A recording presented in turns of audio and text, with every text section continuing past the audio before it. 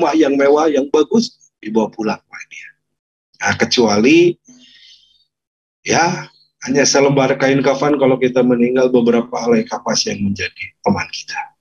Ya, dalam hadis yang sangat masyhur ya, kita sering mendengar ketika Rasulullah SAW bersabda, "Idza mata ibnu Adam in qata amalu illa bisalas." Apabila meninggal anak Adam, maka terputus amal-amalnya kecuali hanya 3 hal. Apa 3 hal itu? Shadaqatun jariyah, wa ilmu yuntafa'u bihi, wa waladun shalihun yad'u.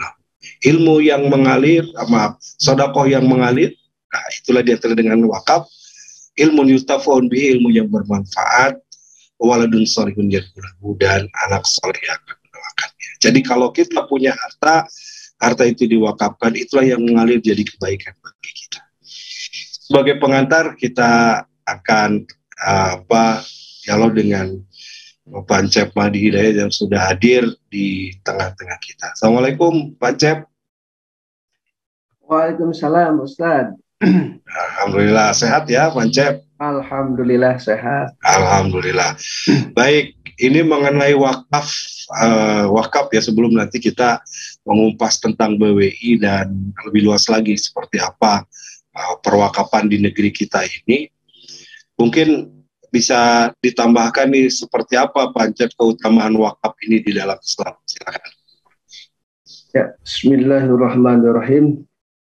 Assalamualaikum warahmatullahi wabarakatuh. Waalaikumsalam warahmatullahi wabarakatuh. Alhamdulillahirabbil alamin wa bihi nasta'in wa la umuri dunya waddin wa ala alihi washabihi ajmain, amma ba'du. Bapak-bapak, ibu-ibu pemirsa semuanya, sahabat MQ, kita tahu bahwa wakaf itu adalah perbuatan hukum seseorang, ya, seseorang yaitu wakif untuk untuk memisahkan sebagian hartanya, ya, memisahkan sebagian hartanya untuk kepentingan ibadah, untuk kepentingan ibadah dan kemaslahatan umat. Nah, tentunya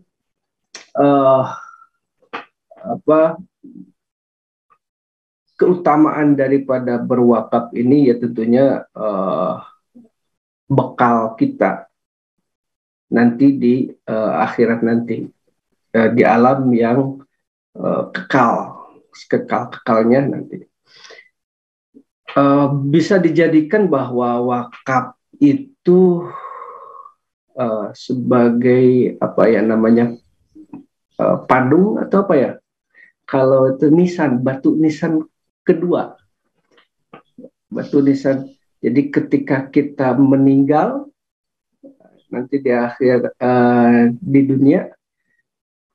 dunia sendiri, kita masih dikenang dengan harta peninggalan yang kita tinggalkan. Baik, waduh, Masya Allah, ini hal baru nih, ilmu baru Pak Cep ya.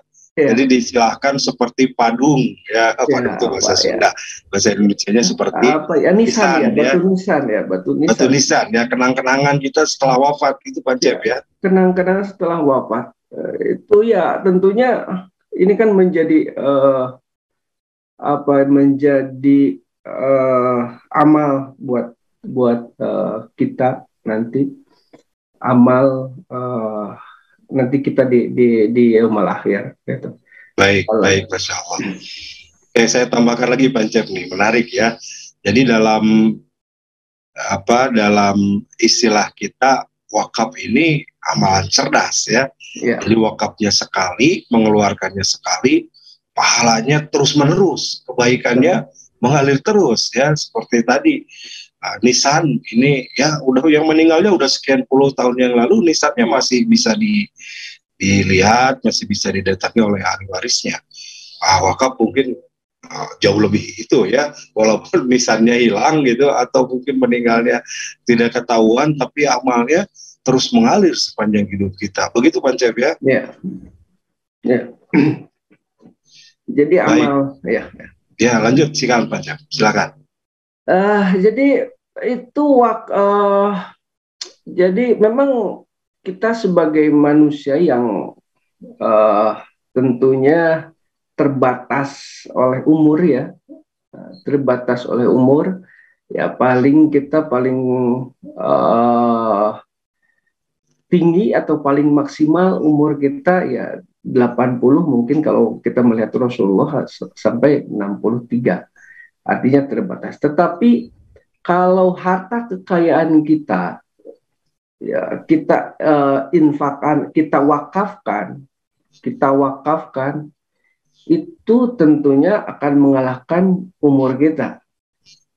Nah, sehingga orang yang cerdas, orang yang pintar atau usahawan yang cerdas itu adalah usahawan yang pandai berwakaf, begitu. Orang yang pandai berwakaf. Bagaimana tidak, misalkan kita punya harta benda, misalkan 1.000 kita wakafkan. Nah, tentunya wakaf ini karena tadi bahwa wakaf itu tidak boleh, bahwa arti dari wakaf itu sendiri adalah menahan, artinya menahan yang pokoknya. Artinya kalau kita berwakaf 1.000, maka nilainya itu akan tetap 1.000. Tetapi ada manfaat di sana yang harus digunakan. Nah, manfaat inilah yang tentunya akan berkali-kali lipat daripada tadi yang 1.000 tadi. Gitu. Jadi kalau kita mau berdagang, prinsip berdagang itu tentunya sebetulnya kalau saya lihat ya wakaf. Kalau kita berdagang modal 1.000, maka harus nanti ada gantinya. Harus berkembang. Nah, wakaf pun begitu. Jadi wakaf itu kita modal pokoknya 1.000, dari 1.000 ini ada hasilnya, dimanfaatkan hasilnya. Artinya ya berkembang.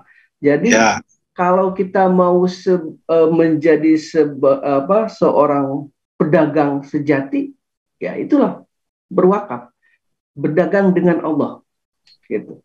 Iya, iya. Jadi yang kedua, wakaf ini amalan cerdas, Cep ya. Usia terbatas, tapi pahala tidak terbatas, terus mengalir. Jadi bagi orang yang berwakaf ini, kalau istilah Cep, seperti orang yang berniaga, berdagang, berjual beli, yang untungnya itu berkali-kali lipat, bukan untungnya jadi tidak ternilai ya. Kalau dagang paling berapa sih untung ya, kita dagang misalkan bisnis ya 10%, 20%, mungkin paling tinggi 30% ada ya. Nah, jarang yang untungnya 100% atau mungkin 1000%. Nah, ini persennya juga bisa nggak terbatas nih, luar biasa ya. Jadi satu tadi wakaf ini bekal pulang kita yang abadi, yang kedua ini memperpanjang usia kita, bukan usia fisik, karena usia fisik kita terbatas ya, sudah pasti ketemu dengan ajal yang kita umat Rasul juga umat yang usianya sangat pendek dibanding umat-umat yang lalu. Kata Rasulullah, baina sittina was sab'in sana, ya antara 60 sampai 70 tahun saja, tapi dengan berwakaf akan panjang usia kita, bukan usia fisiknya, tapi usia kebaikan kita. Masya Allah. Baik, ada lagi Pak Cep nih keutamaannya berwakaf? Keutamaan ya mungkin masih banyak sekali ya keutamaan wakaf. Yang jelas secara sosiologis atau secara kita sesama manusia itu adanya saling kepedulian kita terhadap sesama insan, sesama manusia itu. Oke, baik. Yang ketiga ada kebermanfaatan ya, ada kebermanfaatan yang lebih luas dari wakaf ini secara sosial. Harta seseorang tidak hanya cukup untuk dirinya, tapi bermanfaat luas kepada hamba-hamba Allah yang lainnya. Baik, Pak Cep, saya sedikit mengungkap beberapa ayat dulu. Nanti saya ingin berdialog nih, membuka lebih luas tentang bagaimana wakaf di Indonesia ya. Bapak Ibu, sahabat-sahabat sekalian, jadi kalau kita mengkaji tentang wakaf ini luar biasa ya. hanya saja mungkin nanti kita tanya Pak Cep ya, setahu saya memang kesadaran literasi kita tentang wakaf masyarakat kita masih terbatas. Kalau kita melihat sejarah pada masa Rasulullah, tentu tidak lepas dari beberapa contoh sahabat yang mewakafkan hartanya ya.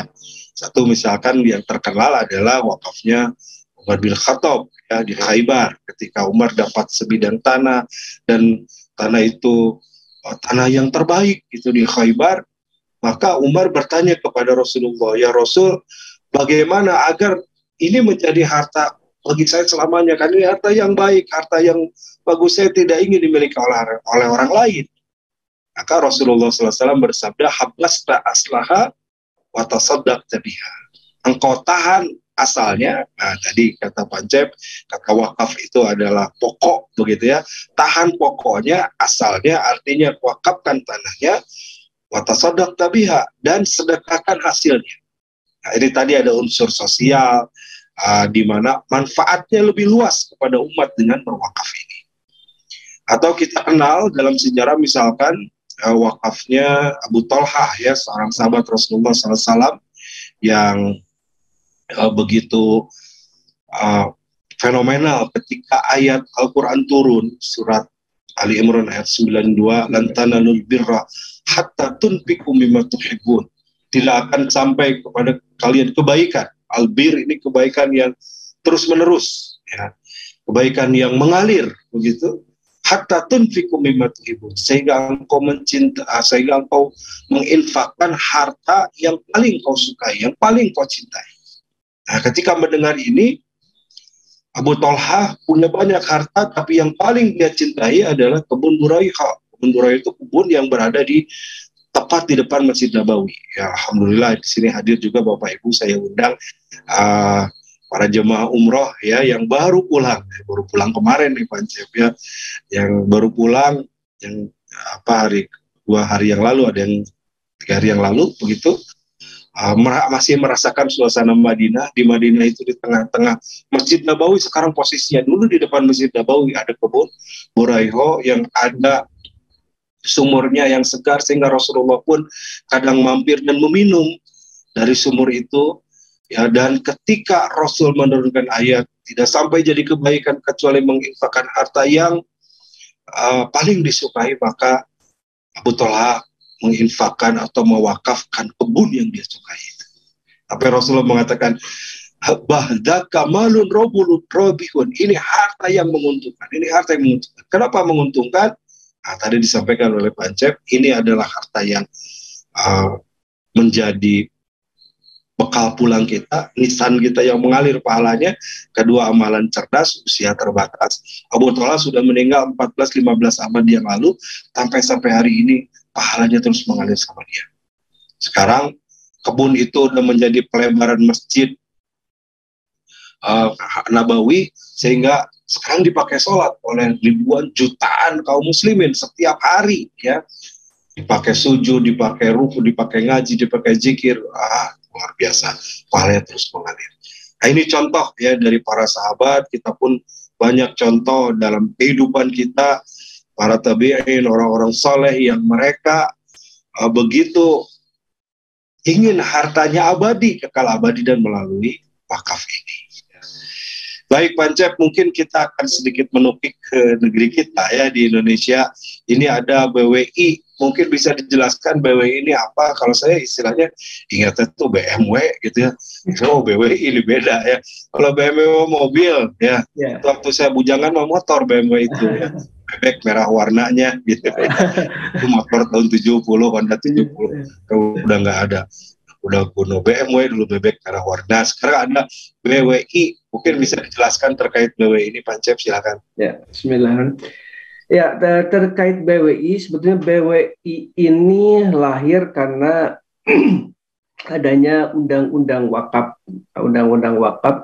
tahun nomor 41 tahun 2004. Itu. Jadi sebelumnya wakaf ini berlaku ya PP sebelumnya, belum ada undang-undang wakaf. Nah, setelah ada undang-undang wakaf inilah secara khusus BWI lahir. Di sana di undang-undang disebutkan bahwa BWI, Badan Wakaf Indonesia, adalah lembaga independen, gitu, lembaga independen. Artinya di sini lembaga independen yang yang tugas dan fungsinya satu adalah mengelola dan mengembangkan harta benda wakaf. Kemudian selain mengelola dan mengembangkan harta benda wakaf, BWI pun memberikan pembinaan, memberikan pengawasan, dan memberikan pembinaan dan pengawasan terhadap para nadir. Nah, kemudian tugas dan fungsi BWI juga itu adalah satu, memberhentikan nadir. Nah, kita tahu sendiri bahwa dalam wakaf itu ada wakif, ada nadir, kemudian ada harta benda wakafnya itu sendiri. Nah, di sini BWI hanya mengurusi mengenai nadirnya. Jadi nadir. Nah, bagaimana kalau misalkan tadi harta bendanya ketika kita mewakafkan, maka itu urusannya adalah KUA, gitu. Jadi KUA. Jadi ketika kita mau berwakaf, kemudian gimana nih kita mau mewakafkan, maka kita harus datang ke KUA. Nah, ketika sudah ke KUA, sudah ditunjuk siapa nih nadirnya, pengelolanya, maka itu menjadi urusan BWI. Makanya dalam undang-undang itu setelah mendaftarkan harta benda wakaf, maka harus didaftarkan kepada Badan Wakaf Indonesia. Nah, dalam hal ini adalah kenadirannya. Jadi kita hanya lebih mengurus mengenai nadir, sehingga pembinaan dan pengawasan terhadap nadir ini ya itu ada di domainnya Badan Wakaf Indonesia, gitu. Oke, baik. Jadi ini baru tahun 2000-an ya Pak Cep ya, 2004 tadi undang-undangnya. Ya, 2004, betul. 2004 ya. PP-nya 2006. 2006 baru ada peraturan, dan tentu untuk lebih menertibkan bagaimana wakaf ini di Indonesia dengan adanya Badan Wakaf Indonesia atau BWI ini. Lalu sebenarnya seperti apa potensi wakaf di Indonesia ini Pak Cep? Ya, untuk potensi wakaf itu saya kalau melihat di data SIWAK ya, SIWAK ini Sistem Informasi Wakaf yang ada di Kementerian Agama, itu bahwa tanah wakaf itu secara nasional itu potensi tanah wakaf itu ada sekitar 56.272,36 hektar. Artinya potensinya sangat besar sekali, dan itu ada di 430.685 lokasi. Nah, 56.000 hektar lebih ya? Ya, jadi 56.000 hektar lebih, kurang lebih seperti itu. Kemudian ya sedangkan kalau dirilis oleh BWI Pusat itu ada sekitar untuk potensi wakaf uangnya pun ada sekitar 180 triliun, artinya udah besar sekali, giant gitu. Nah, kemudian untuk di Provinsi Jawa Barat itu pun, di Provinsi Jawa Barat sendiri ya, karena kebetulan saya ada di BWI perwakilan BWI Provinsi Jawa Barat ya. Nah, itu di SIWAK itu hampir mencapai kurang lebih 6.251,57 hektar. Itu tanah wakaf yang ada di Jawa Barat, gitu. Yang tersebar di 84.870 lokasi. Nah, kemudian dari 84.870 lokasi ini tentunya ada yang sudah bersertifikat ya, bersertifikat wakaf, dan ada yang tidak. Tentunya yang hampir setengahnya lah, hampir 50-50 di 42.192 yang sudah bersertifikat, dan yang belum bersertifikat 42.678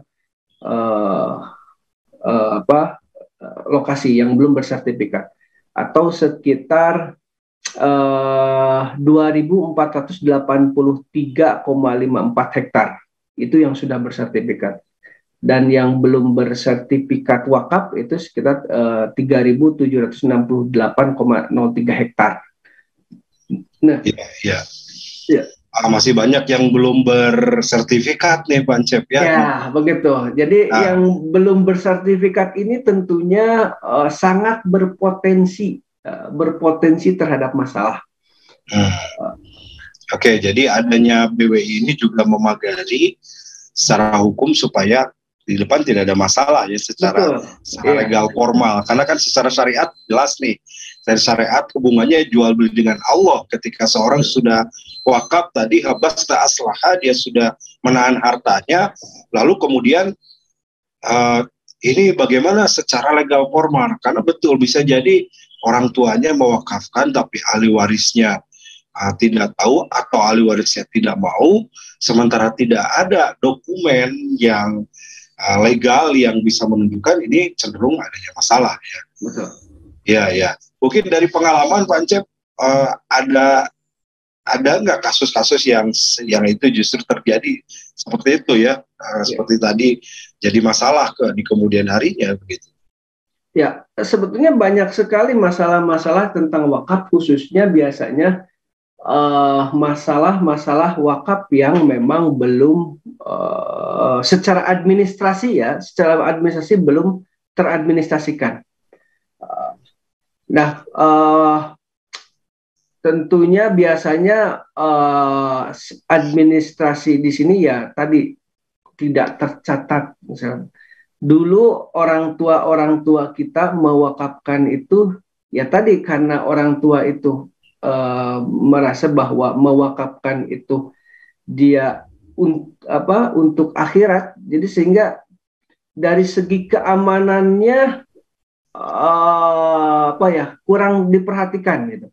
Artinya banyak sekali begini, sok tah garap tanah itu misalkan, atau buat masjid di tanah saya misalkan, seperti itu. Itu tujuannya kan mewakafkan gitu. Nah, ketika seperti itu kemudian dibangunlah masjid, artinya ini kurang diperhatikan administrasinya. Nah, hal-hal yang seperti inilah yang banyak terjadi di kemudian hari, gitu. Banyak yang di kemudian hari, kemudian ya mungkin secara administrasi kurang tertib administrasi lah begitu. Jadi masalah-masalahnya lebih banyak seperti itu gitu. Karena ya tadi, karena mungkin dari si pewakaf itu atau si wakif itu karena Allah tadinya, niatnya karena Allah gitu, karena Allah, sehingga ya karena status kepemilikannya pun ketika kita mewakafkan ya sudah itu menjadi hakullah gitu. Tetapi ya kadang di kemudian hari karena tanah wakaf ini ya berbeda dengan barang-barang yang lain. Mungkin kalau barang, mobil atau rumah ya mungkin ada namanya penyusutan, adanya nilainya berkurang. Tetapi kalau tanah semakin ke sini bukannya berkurang, tetapi semakin bernilai tinggi. Ya tadinya misalkan tanahnya di tengah hutan, tidak begitu bernilai, ketika di kemudian hari 20 tahun kemudian atau 10 tahun atau 20 tahun kemudian ternyata tanah tersebut misalkan menjadi kawasan strategis, kawasan ramai misalkan, sehingga ya tentunya terhadap nilai tanah akan lebih tinggi. Nah, kalau orang sudah melihat nilai, ya itulah gitu. Jadi banyak yang kalap mata gitu. Baik, terima kasih Bantep. Jadi penting sekali adanya sertifikat ini ya, adanya pengakuan tentang wakaf dan sebagainya. Baik, ini sudah ada beberapa yang bertanya. Kita coba, karena waktu kita terbatas nih Bantep, kita coba jawab dulu ya beberapa pertanyaan nih terkait dengan wakaf. Yang pertama, izin nih Pancep, apakah wakaf harus berupa lahan? Apakah wakaf harus berupa lahan, Ustadz? Apakah wakaf dalam bentuk lain seperti wakaf Al-Quran tidak diperhitungkan badan wakaf? Ini sekarang memang ada wakaf Al-Quran, termasuk memang yang muncul ini sedang ramai wakaf uang nih. Nah ini seperti apa? Karena terbayang, izin Bacep, yang terbayang dikit kan wakafnya hanya masjid gitu ya, wakaf kuburan gitu. Nah sekarang berkembang. Nah seperti apa nih wakaf-wakaf Al-Quran, wakaf mungkin juga ada wakaf istilah keahlian dan seterusnya. Ya, di undang-undang wakaf itu sendiri kan adanya transformasi ya, adanya transformasi tadinya hanya berbentuk tidak bergerak, sekarang ada juga wakaf-wakaf yang bergerak. Yaitu misalkan tadi ada wakaf uang, di dalam undang-undang itu sendiri ada secara pasal khusus tentang wakaf uang. Kemudian tidak saja lahan tadi ya, misalkan wakaf hak kekayaan intelektual begitu. Itu tadi adanya transformasi mengenai kemanfaatan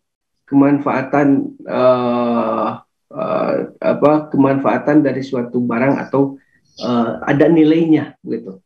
Nilainya yang tentunya bisa dimanfaatkan untuk kemaslahatan umat gitu.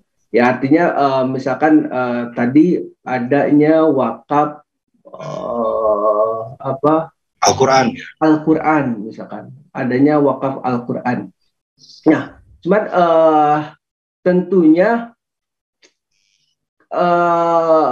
keberlakuan wakaf ini ya tentunya untuk selamanya. Nah, untuk Al-Quran ini artinya ketika ada kita mewakafkan Al-Quran, tadi kan bahwa wakaf itu tidak boleh hilang atau tidak boleh rusak.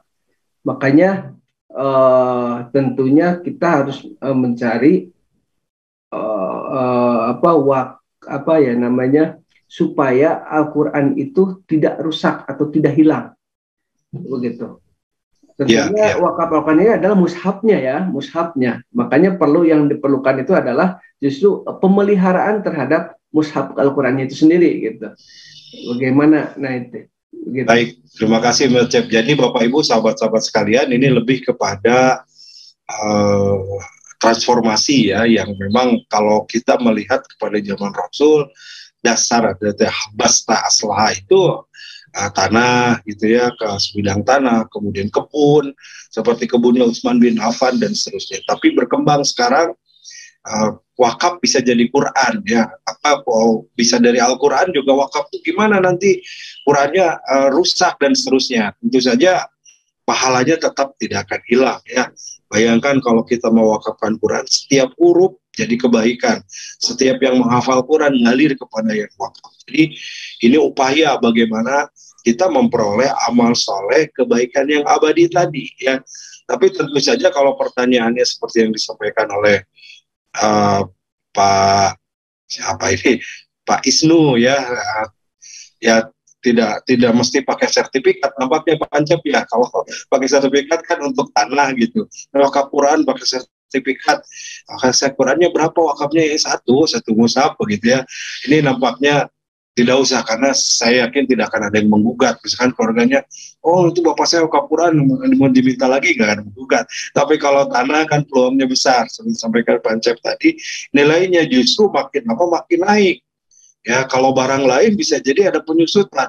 Punya mobil aja misalkan, ya hari ini beli, besok itu udah beda tuh harganya gitu ya. Tahun depan sudah turun lagi. Tapi kalau tanah makin tinggi, sehingga penting secara legal formal adanya diatur undang-undang dan adanya sertifikat wakaf. Begitu.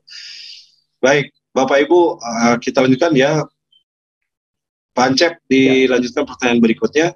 Ya. Apakah aset wakaf itu khusus tanah dan aset produktif, atau mungkin masjid masih memiliki kewajiban membayar pajak? Ini terkait dengan pajak nih. Kalau sudah diwakafkan, artinya dapat sertifikat wakaf, apakah harus tetap bayar pajak? Tidak, Pak Ancep ini. Ya.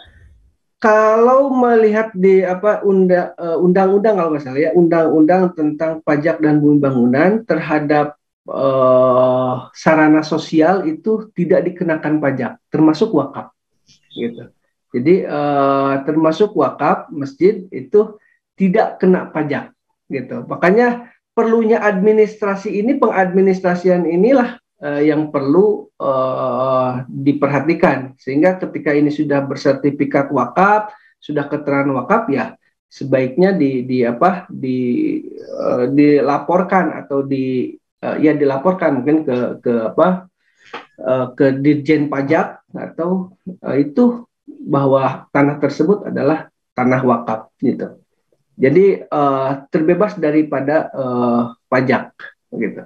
Ya, jadi kalau tanah sudah jadi wakaf, apakah itu kuburan tadi atau masjid, mungkin pesantren juga ya Pak Cep, maka tidak terkena pajak lagi. Nah, itu diantara keuntungannya ya kalau sudah bersertifikat wakaf.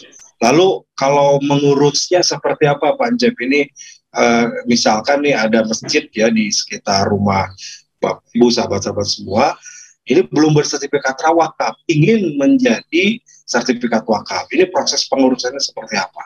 Ya, untuk proses pengurusan tentang sertifikasi wakaf, kebetulan untuk tahun ini kita sudah ada kerjasama juga dengan Badan Pertanahan, yaitu melalui program PTSL. Nanti ada pendaftaran tanah sistematik lengkap kalau nggak salah, yaitu PTSL. Malahan baru kemarin kita sudah launching atau sudah ada penyerahan sertifikat tanah wakaf, begitu. Nah, tentunya caranya ya ke BPN ya, kita ke BPN. Tetapi sebelum ke BPN itu nanti dari BPN itu pasti akan diminta ada rekomendasi dari Badan Wakaf. Ya, mungkin dari BPN disebut rekomendasi, tetapi kalau di kami itu nanti ada surat keputusan atau tanda bukti pendaftaran wakaf, tanda bukti pendaftaran nadir. Nah, tanda bukti pendaftaran nadir inilah yang akan menjadi, atau surat keputusan BWI tentang penetapan atau perubahan nadir. Kalau ada perubahan nadir ya, berarti kita akan mengeluarkan SK perubahan nadirnya. Tapi kalau tidak ada perubahan nadir, tidak ada ini, maka didaftarkan ke BWI ya, tadi nanti akan keluar tanda bukti pendaftaran nadir, gitu. Nah, dari BWI ini akan dibawalah nanti ke BPN, gitu, ke BPN. Nanti di BPN itu sehingga ketika keluar sertifikat wakaf itu, maka bukan pemiliknya, nanti di sertifikat itu adalah nadirnya adalah si A, si B, si C, sesuai yang ada yang sudah ditetapkan oleh BWI, begitu. Jadi banyak sekali sekarang yang mau mensertifikatkan wakaf, ujug-ujug misalkan datang ke BWI, datang ke BPN, ternyata oleh BPN balik lagi harus ke BWI, ke sini. Nah itu, jadi sebaiknya kalau ada yang mau mensertifikatkan tanah wakaf, baik itu masjid, makam, ataupun madrasah, ataupun pesantren, sebaiknya koordinasi dulu ke KUA ya, ke KUA. Nanti dari KUA ada surat pengantar atau rekomendasi untuk penetapan nadir yang ditujukan kepada BWI, gitu. Jadi mungkin KUA sudah pada tahu nanti ya ke KUA gitu. Jadi ada 3 unsur nih yang terlibat ya Pak Cep ya, KUA di bawah Kemenag, nanti dengan BWI dan BPN ya. Jadi sehingga jelas nih secara legal formal dan juga mengikuti hukum ketatanegaraan kita, sehingga di kemudian hari tidak timbul masalah, tidak ada masalah yang dikhawatirkan, karena kalau urusan dengan Allah insya Allah sudah selesai ya ketika diwakafkan, tapi kan urusan duniawinya juga harus secara formal diurus agar tidak jadi masalah di kemudian hari gitu. Baik, kita lanjutkan ya, masih ada beberapa pertanyaan Pak Cep. Ya, bagaimana kalau tanah wakaf sudah sertifikat tapi belum bisa digunakan atau belum dimanfaatkan? Apakah bisa diambil alih oleh BWI? Nah ini tadi nih terkait dengan peran fungsi BWI, Pak Cep, silakan. Ya, kalau misalkan ada tanah wakaf kemudian oleh nadir itu tidak dimanfaatkan atau tidak dikelola sebagaimana fungsinya, ya, maka bisa salah satu wakif atau ahli warisnya misalkan, yaitu untuk mengganti nadir tersebut, gitu. Nah, perbedaannya dulu ketika belum ada undang-undang wakaf, ya banyak yang berpikir bahwa ketika kita mewakafkan kepada seorang menjadi hak milik seseorang, gitu. Padahal bukan sebetulnya. Jadi ketika kita mewakafkan kepada nadir, maka nadir itu punya hak pengelolaan dan pengembangan. Haknya adalah pengelolaan dan pengembangan harta benda wakaf, kemudian pengadministrasian harta benda wakaf. Nah, ketika pengelolaan dan pengembangan ini dia tidak melakukannya, nadir ini tidak bisa melakukannya, maka bisa digantikan. Artinya penggantian ini ya tentunya bisa bermacam-macam mekanismenya. Artinya misalkan bisa saja dari si wakifnya atau ahli waris wakifnya mengusulkan nadir penggantinya, gitu. Tadinya misalkan nadirnya perorangan ke nadir badan hukum, misalkan bisa seperti itu. Nah, di Undang-Undang Wakaf itu sendiri nadir itu ada tiga kategori. Ada nadir perseorangan, kemudian nadir organisasi dan nadir badan hukum. Nah, artinya ketika tanah wakaf itu tidak bisa berfungsi, tidak difungsikan, ya, tidak dikelola, maka bisa digantikan. Atau bisa saja misalkan tanah tersebut peruntukannya misalkan peruntukannya sudah tidak produktif, misalkan sudah tidak sesuai. Misalkan peruntukannya misalkan tadi untuk madrasah, tetapi di kemudian hari madrasah ini sudah tidak cocok untuk madrasah misalkan. Atau tadinya kuburan tapi misalkan di masyarakat sudah tidak menerimanya, sehingga ini harus dipindah atau dialihfungsikan. Nah, memang dalam tanah wakaf ini untuk mengalihfungsikan ini tidak boleh, tapi tidak boleh tanpa seizin. Nah, di sini artinya ada pengalihfungsian atau perubahan peruntukan itu harus seizin daripada BWI. Artinya ketika misalkan tadi kita mewakafkan untuk madrasah, tetapi di kemudian hari tanah wakaf tersebut tidak menjadi madrasah, misalnya tidak menjadi madrasah, tapi menjadi masjid. Nah, kalau dalam undang-undang wakaf, nadir merubah peruntukan tanpa seizin badan wakaf, maka itu masuk dalam kategori pidana. Artinya ya itu ya tidak pelanggaran, ya tidak amanah. Nah, dalam undang-undang wakaf itu jadi pidana, itu tidak boleh tanpa seizin daripada BWI. Maka ketika hal itu terjadi, sebaiknya minta izin dulu ke BWI. Nanti dari BWI akan ada surat ya keluarlah produk hukumnya mengenai izin perubahan peruntukan gitu. Baik, terima kasih Pancep. Kita jawab ini ada beberapa pertanyaan melalui YouTube, ada juga melalui Facebook ya. Ini YouTube dari Ibu Vivi. Bagaimana dengan wakaf yang urunan? Nah, urunan ya, patungan mungkin di kita. Misalnya seikhlasnya untuk mendirikan masjid, buat pesantren, membangun sumur dan lain-lain. Ini wakaf yang urunan gimana Pancep? Ya, kalau yang wakaf udunan, kalau di ini tuh kita ada istilah dengan wakaf berupa uang, gitu. Artinya wakaf kita mau berwakaf, ya, yang wakaf yang diuangkannya berupa uang. Artinya misalkan tanah atau ada sumur, ya, atau ada apa gitu, ada tanah masjid, misalkan bangun ya, masjid masjid. Nah itu kan pasti tentunya masjid ini, tanah masjid ini perlu urunan dari masyarakat misalkan. Biasanya kalau sudah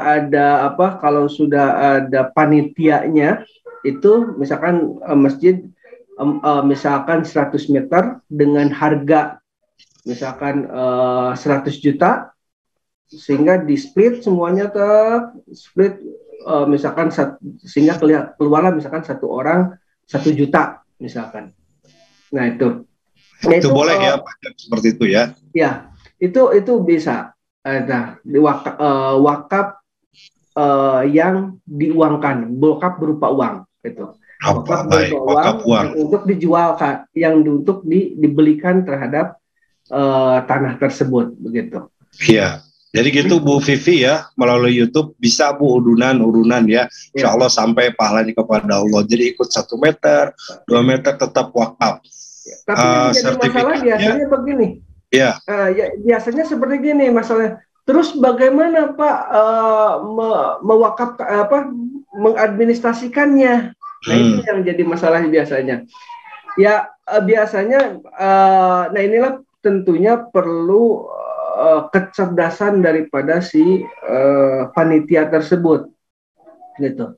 Panitia tersebut. Artinya biasanya kalau misalkan tanah wakaf, biasanya yang sulit itu adalah menjadi wakifnya siapa, gitu. Iya. Kalau nadir jelas ya. Banyak sekali kan. Ya. Karena kan banyak sekali itu, gitu. Biasanya ya kalau ini bisa saja misalkan menunjuk siapa yang mau menjadi wakifnya, misalkan siapa gitu dari. Jadi ada perwakilan Pancep ya. Perwakilan dari para wakif gitu. Perwakilannya, atau bisa saja misalkan si punya tanah itu sendiri, begitu. Si punya tanah itu punya tanah bertindak menjadi wakifnya, begitu.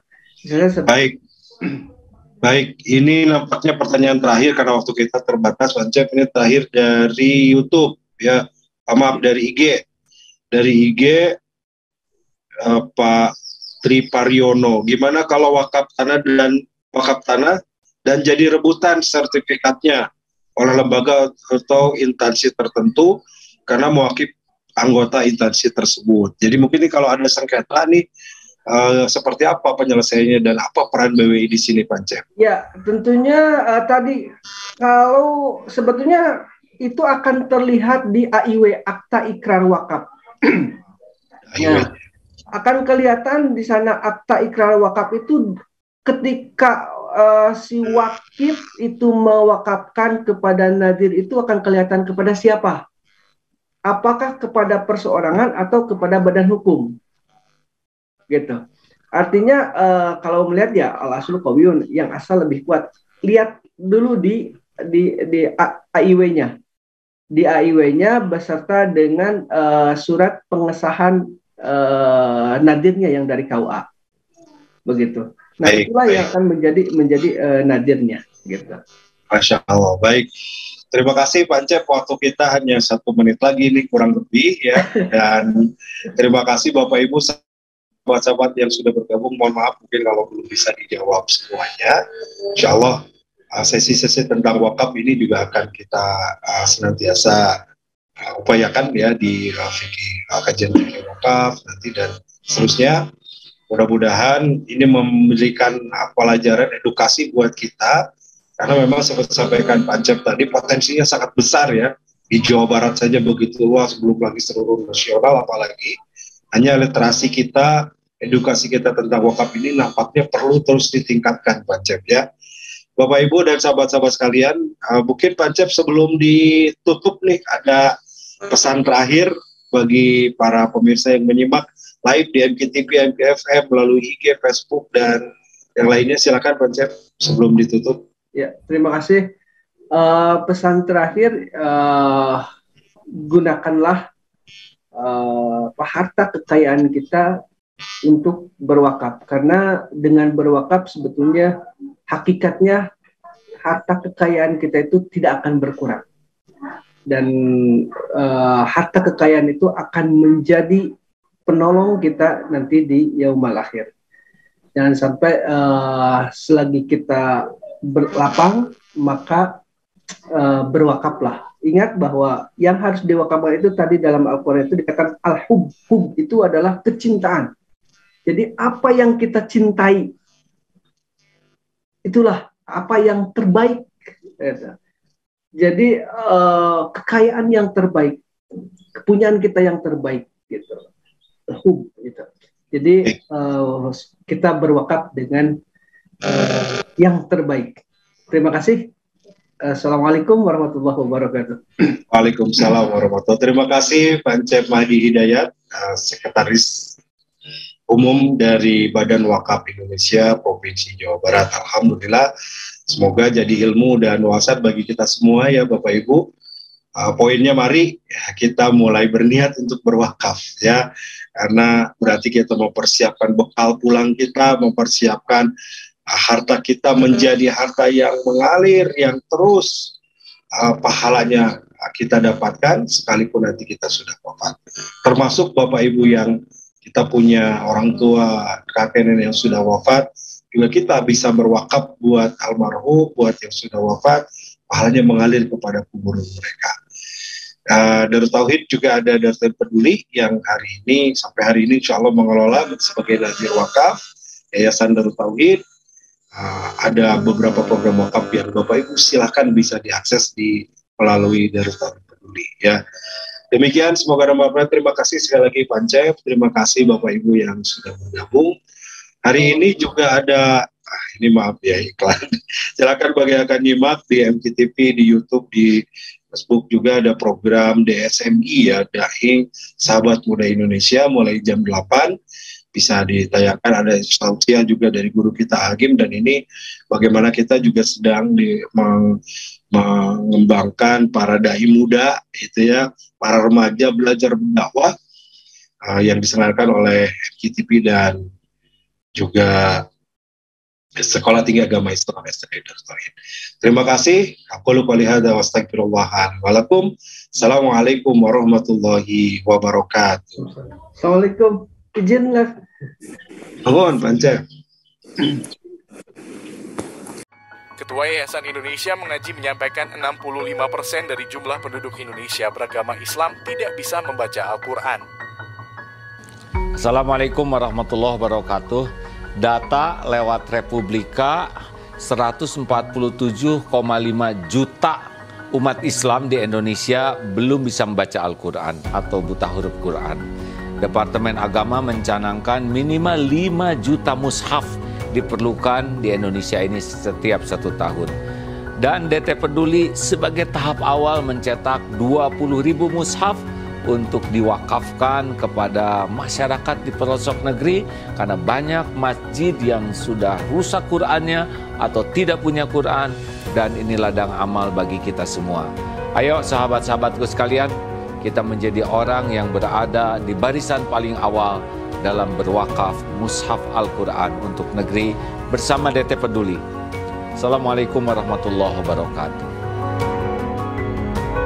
Berwakaf Al-Quran ke pelosok negeri, kelas pelatihan membaca Al-Quran. Wakaf Al-Quran Plus, raih pahala mengalir abadi.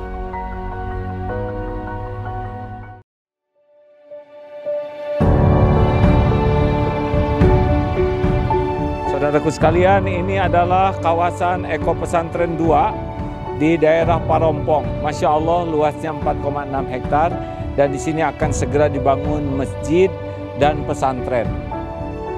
Islam sangat serius untuk menjaga kelestarian alam, rahmatan lil alamin.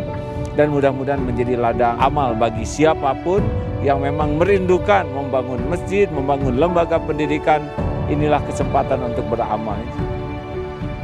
Saya sangat senang sekali di daerah saya akan dibangun pembangunan masjid sama pesantren. Semoga pembangunan di sini lancar dan diberkahi sama Allah.